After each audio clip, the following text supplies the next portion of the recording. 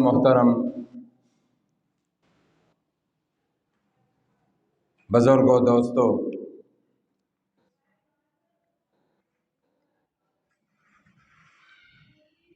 اللہ رب العزت نے اپنے کلام پاک قرآن کریم کی حفاظت کا ذمہ خود لیا۔ فرمایا انا نحن نزلنا الذکر وانا لہ لحافظون، بے شک ہم نے اس قرآن پاک کو نازل کیا اور ہم ہی اس کی حفاظت کرنے والے ہیں، اور 1400 سال سے کوئی اس کے اندر تبدیلی نہیں کر سکا، ایک نقطے کی بھی تبدیلی نہیں کر سکا، اور قیامت تک کوئی اس میں رد و بدل نہیں کر سکے گا، کیونکہ اس کی حفاظت کا ذمہ اللہ نے اپنے ذمہ لیا ہے۔ اور اپنے محبوب صلی اللہ علیہ وسلم کے پیارے ارشادات، آپ کے فرامین کی حفاظت کے لیے اللہ رب العزت نے افراد کو چن لیا تھا۔ سب سے پہلے جو کہ حضور صلی اللہ علیہ وسلم کے ارشادات اور فرامین سننے والے تھے، صحابہ اکرام، ان کو آپ صلی اللہ علیہ وسلم کے ارشادات عالیہ کے محفوظ کرنے کا ذریعہ بنایا۔ پھر ان سے آگے ان کے شاگرد تابعین، ان سے آگے ان کے شاگردوں نے ان سے سیکھا، تبع تابعین، اور محفوظ کیا۔ اور اس کے بعد محدثین، جنہوں نے حدیث کو کتاب کی شکل دے دی، کتاب کی شکل میں حضور صلی اللہ علیہ وسلم کی فرامین کو جمع کیا، مختلف ابواب میں ان کو تقسیم کیا، اور مختلف عنوانات قائم فرمائے۔ ان عنوانات کے تحت احادیث کو جمع کیا محدثین نے، اور بڑی محنت کی انہوں نے، ایک ایک حدیث کے لیے دور دراز کے سفر کیے انہوں نے، اور بڑی چھان پھٹک کے بعد اس حدیث کو اپنی کتاب کے اندر نقل کیا، اور مختلف جو عنوان قائم کیے، جیسا کہ کتاب الصلاۃ، کتاب الزکوٰۃ، ایسے ہی کتاب الصدقہ، کتاب النکاح، کتاب الطلاق، کتاب الوصایا، کتاب الوراثت، یہ سارے مختلف عنوان کے تحت احادیث جمع کی۔ اور ان عنوانات میں سے ایک عنوان محدثین نے جو جمع کیا وہ ہے کتاب الرقاق۔ رقاق رقت سے ہے، رقت کا معنی ہے نرمی، دل کا نرم ہو جانا، دل کا پسیجنا، اور پھر اس کے تحت اس کے متعلق احادیث جمع فرمائی۔ تو لہٰذا بندے کو اللہ کی رضا اور اخروی فلاح کو اپنی زندگی کا نصب العین بنانا چاہیے، کیونکہ ذخیرہ احادیث میں سب سے زیادہ مؤثر اور زندگی کے رخ کو بدلنے والا اور سب سے زیادہ طاقت رکھنے والا حصہ یہی ہے، جس کو کتاب الرقاق کے عنوان سے کتب احادیث میں محدثین نے درج فرمایا۔ اس کی بہت زیادہ اہمیت ہے کہ دل کا نرم ہو جانا یہ بنیاد ہے ہر عمل کی، اس لیے یہ حصہ جو ہے نا، اس کو تمام عنوانات میں سے نمایاں ہے، اس کو نمایاں حیثیت حاصل ہے۔ اور دوسری بات کہ ایمان کے بعد انسان کی زندگی کو سنوارنے اور اس کو فلاح کے مقام تک پہنچانے میں چونکہ سب سے بڑا دخل اللہ کے خوف و خشیت اور آخرت کی فکر کو ہے، اس لیے آپ صلی اللہ علیہ وسلم نے اپنی امت میں ان دو چیزوں کے پیدا کرنے کی خاص محنت کی، خاص کوشش فرمائی آپ صلی اللہ علیہ وسلم کہ اللہ کا خوف اور خشیت میری امت کے ہر فرد کے دل میں آ جائے اور میری امت کا ہر فرد آخرت کی فکر کرنے والا بن جائے۔ آپ صلی اللہ علیہ وسلم نے ان دو چیزوں کی خاص طور پر محنت کی، اور احادیث کے مطالعے سے پتہ چلتا ہے کہ رسول اللہ صلی اللہ علیہ وسلم کی اکثر مجالس کے اندر اللہ کے خوف و خشیت کا ذکر ہوتا تھا اور آخرت کے حالات اور واقعات بیان کیے جاتے تھے۔ اس کی گواہی ایک حدیث ہے، حضرت حنظلہ رضی اللہ تعالی عنہ جو مشہور صحابی ہیں، وہ کہتے ہیں کہ میں رسول اللہ صلی اللہ علیہ وسلم کی مجلس سے اٹھ کر گھر آیا، اور گھر آنے کے بعد دنیا کے دوسرے کاموں میں مشغول ہو گیا، بچوں میں مشغول ہو گیا،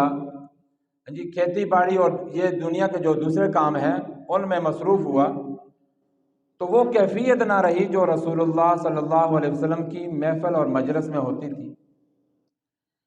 تو یک ان کو اس کا بات کا ادراک ہوا کہ یہ کہیں میں نفاق تو میرے دل میں نہیں آ گیا، میں منافق تو نہیں ہو گیا، اور نافقہ حنظلہ نافقہ حنظلہ کہتے ہوئے گھر سے نکل پڑے۔ آگے ابو بکر صدیق رضی اللہ تعالی عنہ سے ملاقات ہوئی، اور ابو بکر صدیق رضی اللہ عنہ نے پوچھا کہ حنظلہ کہاں جا رہے ہو؟ جواب دیا نافقہ حنظلہ، حنظلہ منافق ہو گیا۔ تو انہوں نے فرمایا کہ حنظلہ کیا کہہ رہے ہو؟ تو کہنے لگے کہ جو رسول اللہ صلی اللہ علیہ وسلم کی مجلس میں ہماری کیفیت ہوتی ہے، ہمیں ایسا لگتا ہے کہ جیسے جنت اور دوزخ کو ہم اپنی آنکھوں سے دیکھ رہے ہیں۔ حضور علیہ السلام جب جنت اور دوزخ کا تذکرہ کرتے تھے تو ایسا لگتا تھا جیسے کہ جنت اور دوزخ اپنی آنکھوں سے ہم دیکھ رہے ہیں، اور جو قبر کے احوال بیان کرتے ایسا لگتا ہے جیسے قبر کو ہم اپنی آنکھوں سے دیکھ رہے ہیں، اور ایمانی لیول بہت اونچا ہوتا تھا۔ لیکن جب نبی علیہ السلام کی مجلس سے گھر آتے ہیں تو وہ کیفیت نہیں رہتی۔ تو ابو بکر صدیق رضی اللہ عنہ نے فرمایا کہ ایسی کیفیت تو ہماری بھی ہو جاتی ہے، چلو حضور کی خدمت میں جا کر آپ صلی اللہ علیہ وسلم سے دریافت کرتے ہیں کہ یا رسول اللہ صلی اللہ علیہ وسلم اس کا کیا حل ہے۔ نبی علیہ السلام کی خدمت میں دونوں حاضر ہوتے ہیں۔ حضرت حنظلہ رضی اللہ عنہ حضور علیہ السلام کے سامنے بھی جا کر عرض کرتے ہیں یا رسول اللہ صلی اللہ علیہ وسلم نافقہ حنظلہ، حنظلہ منافق ہو گیا۔ حضور علیہ السلام نے فرمایا حنظلہ تم کیا کہہ رہے ہو، کیسے؟ تو حضرت حنظلہ رضی اللہ عنہ عرض کرتے ہیں یا رسول اللہ صلی اللہ علیہ وسلم، آپ کی محفل اور مجلس میں جو کیفیت ہوتی ہے وہ گھر میں جا کر وہ کیفیت نہیں بنتی۔ گھر میں جانے کے بعد ہم دنیا کے کاموں میں مصروف ہو جاتے ہیں اور یہ کیفیت ختم ہو جاتی ہے۔ تو نبی علیہ السلام نے فرمایا کہ حنظلہ اتنا کافی ہے، اتنا کافی ہے، اگر تم ہمیشہ کی اللہ کی یاد میں مصروف ہو جاؤ، اور کوئی لمحہ بھی ایسا نہ ہو کہ جب اللہ کی یاد تمہارے دل سے ختم ہو، پھر تو تمہارے بستروں میں اور تمہاری راہوں میں اللہ کے فرشتے تم سے مصافحہ کریں۔ جتنی آج کے اعتبار سے تو 100% ان کا گھر کے اندر بھی ایمانی لیول اونچا ہی تھا صحابہ کا، جی آج کے اعتبار سے دیکھا جائے، لیکن ان کو حضور صلی اللہ علیہ وسلم کی مجلس کے مقابلے میں گھر کا جو حالات تھے، گھر کے اندر آ کر ایمانی کیفیت کم نظر آتی تھی۔ تو جا کر عرض کیا تو رسول اللہ صلی اللہ علیہ وسلم نے فرمایا کہ حنظلہ اتنا کافی ہے، اگر تمہاری وہ کیفیت بن جائے کہ ہر وقت اللہ کی یاد میں تم مصروف ہو جاؤ، پھر تو فرشتے تمہارے بستروں میں تم سے مصافحہ کریں اور راستوں میں تم سے مصافحہ کریں۔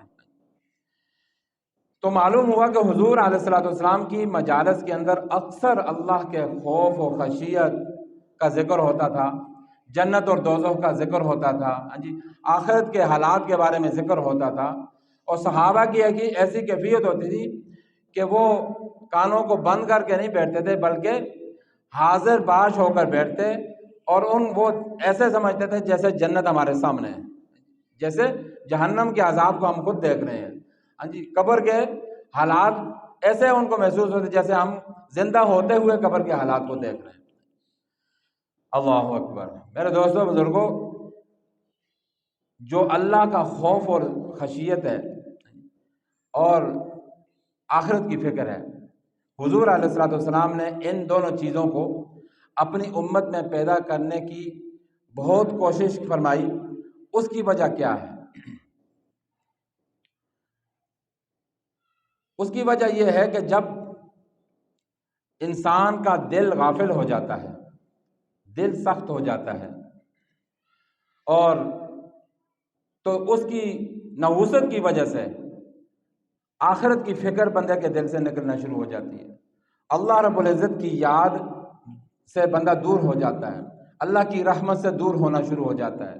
نتیجتاً دل سخت ہو جاتا ہے، جس کو قساوت قلبی کہا جاتا ہے۔ اللہ رب العزت نے قرآن پاک کے اندر بندوں کو باقاعدہ طور پر متنبہ کیا، الم یأن للذین آمنوا ان تخشع قلوبہم لذکر اللہ، اے ایمان والو کیا وہ وقت نہیں آیا ابھی تک کہ تم اللہ کے ذکر سے کیا ہو کہ تمہارے دل ڈر جائیں، اللہ کا ذکر اور اللہ کا خوف اللہ کے ذکر سے تمہارے دلوں میں پیدا ہو جائے۔ جب تمہارے سامنے واقعات بیان ہوں اللہ تعالیٰ کی توحید کے، اللہ تعالیٰ کی وحدانیت کے، اس کی قدرت کے، اور آخرت کے جو واقعات ہیں، جنت اور دوزخ کے اور قبر کے حالات، تو تمہارا ایمان یعنی بڑھ جائے اور تمہارے دلوں کے اندر اللہ کا خوف پیدا ہو جائے۔ کیا وہ وقت نہیں آیا؟ یعنی تمہارے اندر یہ ہونا چاہیے کہ اللہ کا خوف تمہارے دلوں میں پیدا ہونا چاہیے۔ اتنا کچھ تم سنتے ہو قرآن پاک کے اندر، ایسے ایسے حالات ہیں، جنت اور دوزخ کے حالات ہیں، جی آخرت کے حالات ہیں، اور متنبہ کیا گیا ہے مختلف انداز سے، اور رسول اللہ صلی اللہ علیہ وسلم نے بھی اپنے ارشادات عالیہ کے ذریعے سے ہر امتی کے دل کے اندر یہ دونوں باتیں پیدا کرنے کی خوب کوشش فرمائی ہے۔ اس کے باوجود تمہارے دلوں میں اگر اللہ کا خوف نہیں آتا تو یہ فکر کی بات ہے۔ اور دوسری جگہ فرمایا لیکن جو اللہ والے ہوتے ہیں، فرمایا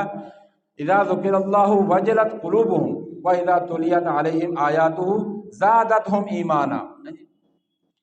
کہ جب اللہ والوں کے سامنے اللہ کا ذکر ہوتا ہے، یعنی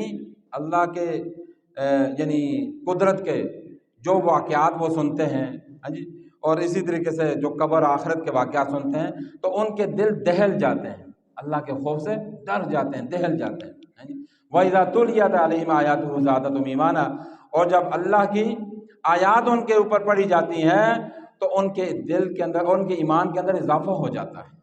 اللہ والوں کی یہ کیفیات ہوتی ہیں، اور پھر جب یہ کیفیت ان کی بنتی ہے، وہ دن اور رات پھر اللہ کی طرف متوجہ رہتے ہیں، پھر اللہ کے دین کی فکر میں لگے رہتے ہیں، اور پھر وہ اعمال صالحہ کو پورا کرنے کے اندر ان کا انہماک ہوتا ہے کہ میری تہجد نہ نکل جائے، میرے اوابین کے نفل نہ چھوٹ جائیں، میں اشراق کے نفل بھی پڑھوں، میں چاش کے نفل بھی پڑھوں، مجھے جو اللہ نے مال دیا ہے میں اس میں سے لوگوں کے اوپر خرچ بھی کروں، میرے اخلاق بہت اچھے ہو جائیں، میرے پڑوسی مجھ سے راضی ہوں۔ یہ ساری چیزیں اس کے اندر، ان چیزوں کی فکر پیدا ہونا شروع ہو جاتی ہے، اور وہ حقوق کے بارے میں خاص طور پر خیال رکھنا شروع کر دیتا ہے بندہ ایسا، حقوق کے بارے میں کہ میں کسی کا حق نہ مارنے والا ہوں، مجھ سے کسی کو تکلیف نہ پہنچے، کسی کا ایک پیسہ بھی، ایک روپیہ بھی میرے طرف نہ ہو، کل قیامت والے دن مجھے اس کا حساب نہ دینا پڑے، مجھے لائن میں نہ کھڑا کر دیا جائے کہ فلاں موقع پر فلاں کا 1 روپیہ یا 50 پیسے یا 25 پیسے تم نے دبا لیے تھے، کیونکہ اللہ رب العزت کا واضح اعلان ہے کہ ذرے کے برابر برائی ہوگی تو اس کا بدلہ ملے گا، اچھائی کرے گا تو بدلہ ملے گا، ذرے کے برابر۔ 5 پیسے تو بہت دور کی بات ہے، بہت زیادہ چیز ہے، ایک ذرے کے برابر بھی اگر کسی کا مال کھائے گا بندہ تو حساب ہوگا۔ تو میرے دوستو بزرگوں، اللہ والوں کی تو یہ کیفیت، اور یہی کیفیت اللہ رب العزت کی بھی منشا ہے، اللہ کے نبی کی بھی منشا ہے کہ ہر انسان کے دل میں آ جائے، ہر مومن کے دل میں آ جائے، اس کی دل کی کیفیت یہ بن جائے۔ اب اس کیفیت کے بننے کے لیے حضور صلی اللہ علیہ وسلم نے ایک زبردست نسخہ بتایا، آپ صلی اللہ علیہ وسلم نے ایک زبردست نسخہ ارشاد فرمایا، اور وہ نسخہ یہ ہے، حدیث میں آتا ہے کہ رسول اللہ صلی اللہ علیہ وسلم نے فرمایا کہ تم اللہ کے ڈر اور خوف سے بہت زیادہ رو، اللہ کے ڈر اور خوف سے بہت زیادہ رو، اور بہت کم ہنسو، بہت زیادہ رو۔ اگر تمہیں رونا نہ آئے تو تم بتکلف رو، رونا نہ آئے تو رونے والی شکل بنا لو، رونے والی شکل بنا کر رو لو گے تو پھر بھی رب العالمین معاف کر دے گا۔ رونے کی شکل ہی بنا لو گے تو پھر بھی اللہ رب العزت تمہیں معاف کر دے گا۔ اللہ کی رحمت کا، اللہ کی رحیمی کا اندازہ فرمائیں کہ بندے کو صرف نقل کرنے کے اوپر بھی اللہ تعالیٰ معافی کا اعلان کر رہے ہیں۔ تو فرمایا کہ تم اگر رونے کی شکل بنا لو گے تو پھر بھی تمہیں معافی مل جائے گی، رونے کی شکل ہی بنا لو۔ اس لیے کہ قیامت والے دن دوزخی جہنمی اتنا روئیں گے، اتنا روئیں گے کہ ان کے چہروں پر نالیاں بن جائیں گی، آنسوؤں کی وجہ سے نالیاں بن جائیں گی ان کے چہروں پر۔ اور جہنم کے اندر تو یہ جسم نہیں ہوگا، وہ تو بہت بڑھا چڑھا کر جسم دے دیا جائے گا۔ شاید ہو سکتا ہے کہ ہمارا منہ جو ہے نا وہ پتہ نہیں کتنا بڑا ہو، ہمارے محلے سے بھی اتنا بڑا ہو، تو نالیاں بنی ہوں گی، اور ان نالیوں سے جب آنسو ختم ہو جائیں گے تو خون آنا شروع ہو جائے گا، اور اس کے بعد پیپ آنا شروع ہو جائے گی، آنکھیں زخمی ہو جائیں گی، اور نبی علیہ السلام نے فرمایا کہ اتنی پیپ اور خون نکلے گا کہ اگر اس میں کشتیاں چلائی جائیں تو کشتیاں بھی چلنا شروع ہو جائیں گی۔ اس وقت اتنا رونا پڑے گا، تو بہتر ہے کہ اس وقت کے رونے سے آج دنیا کے اندر رو لو، تب رونا کوئی فائدہ نہیں دے گا، اور آج دنیا کا رونا بہت فائدہ دے گا۔ بلکہ فرمایا کہ اگر تم بہت زیادہ نہ بھی رو، تھوڑا سا رو لو، اور اتنے زیادہ بڑے آنسو نہ نکلیں، مکھی کے سر کے برابر بھی اگر تمہارا آنسو نکل جائے، مکھی کے سر کے برابر بھی، تو اس آنسو کے اوپر بھی اللہ تعالیٰ تمہیں معاف کر دے گا۔ وہ آنسو نکل کر تمہارے چہرے تک پہنچ جائے گا، تو فرمایا کہ اس چہرے کو قیامت والے دن آگ میں ڈالا نہیں جائے گا۔ جو اللہ کے خوف سے آنسو نکل کر چہرے تک پہنچے گا، اس کی وجہ سے اللہ رب العزت ایسے اس چہرے کو جہنم میں نہیں ڈالیں گے۔ اور فرمایا کہ اللہ کے خوف کے جس کے رونگٹے کھڑے ہو جائیں، جیسا کہ ہوتا ہے نا، ہم اچھوتی بات، اچانک کوئی بات سن لیں، یا کوئی ڈر کی کیفیت ہمارے اندر پیدا ہو جائے دنیا کے کسی وجہ سے، بیابان کے اندر بندہ نکل جاتا ہے رات کے اندھیرے کی وجہ سے، کسی اور جانور کی وجہ سے، تو رونگٹے کھڑے ہو جاتے ہیں۔ جس کے رونگٹے اللہ کی خوف کی وجہ سے کھڑے ہو جائیں،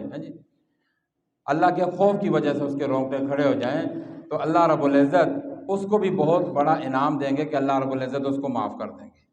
اللہ کی طرف سے اس کے لیے معافی کا اعلان ہو جائے گا، صرف رونگٹے کھڑے ہونے کی وجہ سے، خوف کی وجہ سے۔ ایسا رب العالمین ہمارا کریم ہے، وہ اتنا شفیق ہے اور اتنا مہربان ہے، وہ چاہتا ہے کہ میرے بندے میرے پاس کامیاب ہو کر لوٹیں، اور اس کا نسخہ اللہ کے نبی صلی اللہ علیہ وسلم نے یہ فرمایا کہ اللہ کے سامنے رو تم۔ اور نبی علیہ السلام نے فرمایا قسم ہے اس ذات کی جس کے قبضہ قدرت میں میری جان ہے، اگر تم جان لو اس کو جو میں جانتا ہوں تو تم بہت زیادہ رو اور بہت کم ہنسو۔ جو میں جانتا ہوں یعنی جو میں اللہ نے رب العزت نے جو میرے سامنے جو میرے اوپر حالات منکشف کیے ہیں، جو کھولے ہیں، جو جنت کے، جہنم کے، قبر کے، آخرت کے، یہ حالات اگر تمہارے اوپر کھول دیے جائیں تو تمہارے چہروں سے ہنسی ختم ہو جائے، ہنسی اڑ جائے، بلکہ تم کیا کرو، تم ہمیشہ رونا ہی شروع کر دو۔ اگر ایسی کیفیت ہو بھی جائے، اللہ رب العزت کا شکر ہے ویسے کہ ہمیں اللہ رب العزت نے یہ ساری چیزیں پردے میں رکھی ہیں ہمارے۔ ایک دوسری حدیث میں ہے کہ نبی علیہ السلام نے فرمایا کہ قسم ہے اس ذات کی، اگر تم جان لو اس کو جس کو میں جانتا ہوں، اور تم اس کو دیکھ لو جو میں دیکھتا ہوں، تو تم اپنی خوابگاہوں میں اپنی بیویوں سے تلذذ حاصل کرنے کو بھول جاؤ اور بیابانوں جنگلوں میں نکل جاؤ، فریاد کرتے ہوئے، شور کرتے ہوئے، روتے ہوئے، گڑ گڑاتے ہوئے جنگلوں کی طرف نکل جاؤ۔ یہ تمہاری کیفیت ہو جائے اگر وہ حالات آخرت کے تمہارے اوپر کھل جائیں تو۔ حضور علیہ الصلوۃ والسلام اگر بیان کر رہے ہیں، یہ بات بتا رہے ہیں کہ آخرت کے حالات اتنے سخت ہیں کہ وہ اگر کھل جائیں تو تمہاری کیفیت ہو جائے، تو میرے دوستوں بزرگوں، ہم سوچیں نا کہ وہ حالات کتنے زیادہ سخت ہوں گے جس کو اللہ کے نبی صلی اللہ علیہ وسلم اتنے سخت قرار دے رہے ہیں اور بتا رہے ہیں کہ تمہاری کیفیت بدل جائے گی۔ دنیا کی چیزوں کے اندر جن کے اندر تمہیں اب لذت محسوس ہو رہی ہے اور خوشیاں محسوس ہو رہی ہیں، ان کو جمع کرنے کے لیے تم سب کچھ کرتے ہو، یہ سب کچھ تم بھول جاؤ، بلکہ گھروں میں رہنا تمہارے لیے مشکل ہو جائے اور گھروں سے نکل کر جنگلوں کی طرف نکل جاؤ، یہ کیفیات تمہاری ہو جائیں۔ اللہ اکبر۔ میرے دوستوں بزرگوں، اللہ کے نبی صلی اللہ علیہ وسلم خود اللہ کے خوف اور خشیت سے روتے تھے۔ اللہ کے نبی صلی اللہ علیہ وسلم امت کے سبق ہیں، بخشائے ہیں، لیکن اللہ کے خوف سے روتے تھے۔ اللہ اکبر۔ حضرت عبداللہ رضی اللہ عنہ ایک صحابی ہیں، وہ کہتے ہیں کہ رسول اللہ صلی اللہ علیہ وسلم نے مجھے حکم دیا کہ میں قرآن پاک کی تلاوت کروں ان کے سامنے۔ میں نے عرض کیا، یا رسول اللہ صلی اللہ علیہ وسلم، میں کیسے آپ کے سامنے تلاوت کروں جبکہ قرآن پاک تو آپ کے اوپر نازل ہوا ہے؟ میری ہمت، یعنی یہ بتا رہے ہیں کہ میری ہمت نہیں ہو سکتی میں آپ کے سامنے تلاوت کروں۔ تو نبی اعظم نے فرمایا کہ عبداللہ، میں چاہتا ہوں دوسروں سے قرآن سننا چاہتا ہوں۔ تو کہتے ہیں کہ میں نے سورۃ النساء کی تلاوت شروع کر دی، سورۃ النساء کی تلاوت شروع کر دی۔ جب میں نے سورۃ النساء کی تلاوت شروع کی اور اس آیت پر پہنچا، فَكَيْفَ إِذَا جِئْنَا مِن كُلِّ أُمَّةٍ بِشَهِيدٍ وَجِئْنَا بِكَ هَؤُلَاءِ شَهِيدًا، جس کا مطلب ہے کہ وہ کیا حال ہوگا اس وقت جب ہم ہر امت سے ایک گواہ کو لائیں گے۔ ہر امت سے وہ گواہ کون ہوگا؟ ہر امت کا جو نبی ہوگا وہ گواہی دے گا، اور آپ کو بھی گواہی کے لیے، آپ کو بھی ان سب کے اوپر گواہ بنائیں گے۔ تو نبی علیہ السلام نے جب اس بات کو سنا تو آپ اللہ کے خوف سے رونا شروع کر دیا۔ آپ نے حضرت عبداللہ سے فرمایا کہ عبداللہ بس کر دو۔ حضرت عبداللہ رضی اللہ عنہ کہتے ہیں کہ میں نے جب حضور کے چہرہ انور کی طرف دیکھا تو آپ صلی اللہ علیہ وسلم کے چہرہ انور کے اوپر، آپ کے رخساروں کے اوپر آپ کے آنسو جاری ایسے بہہ رہے تھے۔ اللہ کے رسول صلی اللہ علیہ وسلم ایسے اللہ کے خوف سے رویا کرتے تھے۔ اور آپ کے جو صحابہ ہیں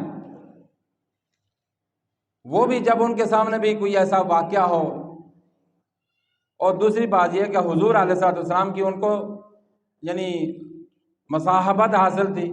آپ کے مجلسوں میں بیٹھتے تھے، ان کا ایمان بڑا مضبوط تھا، اللہ کے خوف کے تذکرے سنتے رہتے تھے، تو اس وجہ سے وہ بہت زیادہ روتے تھے، بہت زیادہ روتے تھے۔ حضرت ابو ہریرہ رضی اللہ عنہ فرماتے ہیں کہ جب یہ آیات نازل ہوئیں سورہ نجم کی ہیں، افامن ھذا الحدیث تعجبون وتضحکون ولا تبکون، کیا تم یہ واقعات سارے سن کر بھی تعجب کرتے ہو ان کے اوپر کہ یہ کیسے ہو گیا؟ قوم عاد کو کیسے جو ہے نا اوپر جو ہے نا ان کو چیخ کے ساتھ مار دیا گیا، قوم لوط کے اوپر کیسے یہ اتنا سخت عذاب آ گیا کہ زمین سے اٹھایا، آسمانوں کے قریب جا کر پٹک دیا گیا۔ تم تعجب کرتے ہو اتنے بڑے بڑے جنت اور جہنم کے واقعات جو تمہارے سامنے آتے ہیں، تم تعجب کرتے ہو کہ کیسے جہنم کے اندر اتنے بڑے بڑے عذاب کیسے ہوں گے، جنت کے اندر یہ نعمتیں کیسے ملیں گی۔ وَتَضْحَكُونَ وَلَا تَبْكُونَ، اور عبرت کی بجائے تم ہنستے ہو، روتے نہیں ہو ان واقعات کو سن کر۔ جب نبی علیہ الصلوۃ والسلام نے ان آیات کو صحابہ کے سامنے پڑھا تو اصحاب صفہ جو تھے انہوں نے رونا شروع کر دیا۔ اصحاب صفہ نے اتنا روئے کہ ان کے آنسو ان کے رخساروں پر بہنے لگے اور ان کی آوازیں نکلنے لگی، رونے کی آوازیں نکلنے لگی۔ رسول اللہ صلی اللہ علیہ وسلم نے جب اصحاب صفہ کی وہ آوازیں سنی تو آپ صلی اللہ علیہ وسلم نے بھی رونا شروع کر دیا۔ آپ بھی رو رہے ہیں، اصحاب صفہ بھی رو رہے ہیں۔ حضرت ابو ہریرہ کہتے ہیں، فرماتے ہیں کہ آپ صلی اللہ علیہ وسلم کو روتے ہوئے دیکھ کر ہم نے بھی رونا شروع کر دیا، یعنی باقی جو صحابہ تھے جو صحاب صفہ میں شامل نہیں تھے، ہم سب نے بھی رونا شروع کر دیا۔ اور یعنی صحاب صفہ بھی رو رہے ہیں، خود حضور صلی اللہ علیہ وسلم بھی رو رہے ہیں اور ہم بھی رو رہے ہیں۔ اور اس کے بعد حضور صلی اللہ علیہ وسلم نے فرمایا کہ جو بندہ اللہ کے خوف سے روئے گا، جو بندہ دنیا کے اندر اللہ کے خوف سے روئے گا، اللہ رب العزت اس کو آگ میں داخل نہیں کریں گے۔ اللہ رب العزت اس کو آگ میں داخل نہیں کریں گے۔ اور جو بندہ گناہ کے اوپر اصرار کرے گا، اللہ تعالیٰ اس کو جنت میں داخل نہیں کریں گے۔ یہ کتنا ایک وہ یعنی فکر کی بات ہے نبی علیہ الصلوۃ والسلام نے، کہ یہ جو آخری دو جملے ہیں ان کے اوپر ہم غور کریں کہ جو اللہ کے خوف سے روئے گا، ضمانت ہے نبی علیہ السلام کی کہ آگ میں داخل نہیں ہوگا۔ اور یہ نہیں فرمایا کہ لوگوں کے سامنے آ کر رو لے، کسی کونے میں جا کر، کسی کونے میں بیٹھ کر، تنہائی میں بس اپنے گناہوں کو یاد کر کے، یا اللہ فلاں موقع پر یہ غلطی ہو گئی، یہ غلطی ہوگی، یہ بھی میں نے کر لیا، فلاں بندے کو ستایا، فلاں کو تکلیف پہنچا دی، یا اللہ میں معافی چاہتا ہوں، مجھے معاف کر دے، اور ندامت کا آنسو نکل آیا، تو اللہ رب العزت آگ کے اوپر اس کو حرام کر دیتے ہیں، آگ میں اس کو داخل نہیں کریں گے۔ یہ ضمانت ہے رسول اللہ صلی اللہ علیہ وسلم کی۔ اور فرمایا کہ جو گناہ کے اوپر اصرار کرتا ہے شرماتا ہی نہیں ہے، گناہ کے اوپر گناہ کرتا جاتا ہے اور گناہ کے اوپر اتراتا ہے، گناہ کو لوگوں کے سامنے فخری انداز میں پیش کرتا ہے۔ میں نے کل رات یہ کام کیا تھا، فلاں جگہ پر ہم میں مجلس سجی تھی، شراب ہم نے پی، یہ کیا، فلاں کیا، زنا کیا، نعوذ باللہ نعوذ باللہ۔ اور اس کو گناہوں کو اترا کر لوگوں کے سامنے فخری انداز میں پیش کرتا ہے، بتاتا ہے، اصرار کرتا ہے، تو اللہ نے فرمایا کہ وہ جنت میں اللہ کے نبی صلی اللہ علیہ وسلم نے فرمایا کہ وہ جنت میں داخل نہیں ہوگا۔ اگر تو وہ ایمان سے خالی ہے پھر تو ہمیشہ ہمیشہ کی جہنم ہے، اور اگر ایمان ہے، کلمہ اس نے پڑھا، ایمان کا اقرار کیا ہے، تو نہ جانے کتنے ہزاروں سال اس کو پہلے جہنم کا غوطہ لگایا جائے گا، کتنے ہزاروں سال اس کو پہلے پاک کیا جائے گا، اور پھر بہت عرصے کے بعد اس کو جنت مل جائے گی۔ لیکن پہلے اس کا جو ہے نا خوب صفایا رگمال مار کے نا اس کو صفایا اس کو صاف کیا جائے گا۔ تو میرے دوستو بزرگوں، آج ہماری جو زندگی ہے، ہم دیکھ لیں کہ ہم کتنی بغاوت میں زندگی گزار رہے ہیں۔ گناہ کو ہم گناہ ہی نہیں سمجھتے، یقین کریں گناہ کو نہیں گناہ سمجھتے ہم، گناہ کی بلکہ ہم اس کے جو ہے نا اس کے جواز کے لیے مختلف ہیلے بہانے ڈھونڈتے رہتے ہیں، اور پھر گناہ کے اوپر اصرار بھی ہمارا، بار بار گناہ کرے جاتے ہیں۔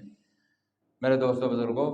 یہ بہت ہی بد نصیبی کی بات ہے، بہت ہی افسوس کی بات ہے، بہت ہی فکر کی بات ہے۔ اچھا، بس یہ ہے کہ یہ جو چند دنوں سے یہی موضوع ہے، آخرت کی فکر، جنت کے حالات، جہنم کے حالات، مقصد یہی ہے کہ میرے اندر بھی فکر پیدا ہو جائے، آخرت کا، اللہ کا خوف پیدا ہو جائے، آپ کے اندر بھی پیدا ہو جائے۔ یہ سننے سنانے سے بندے کے عمل جو ہے نا، بندہ عمل کے اوپر کھڑا ہو جاتا ہے۔ ایک بات کو نہ سنے نہ پڑھے اور نہ سنے تو کانوں تک نہیں پہنچے گی، یعنی سننا سنانا ہی نہیں ہوگا تو عمل کیسے آئے گا؟ اس لیے بار بار ایک حدیث کو اگر 100 دفعہ بھی سننا پڑے، 1000 دفعہ بھی سنیں تو سننا چاہیے۔ یہ نہیں سوچنا یہ تو میں نے کل سنی تھی، کل سنی تھی تو عمل کیوں نہیں آیا؟ پھر سنی تھی تو عمل نہیں آیا، مطلب ہے کہ ہم نے جیسا سننا چاہیے تھا ایسا نہیں سنی۔ تو اس لیے بس یہ ہے، فکر اپنے دلوں کے اندر پیدا کرنے کی کوشش کریں۔ اللہ رب العزت سے دعا ہے کہ اللہ تعالیٰ ہمیں ہماری پچھلا گزشتہ غلطیوں کو معاف کرے، ہمارے دلوں میں اپنا ڈر اور خوف پیدا کرے، آخرت کی فکر پیدا کرے، اور ہمیں گناہوں سے بچنے کی توفیق عطا فرما دے۔ وآخر دعوانا الحمد للہ رب العالمین۔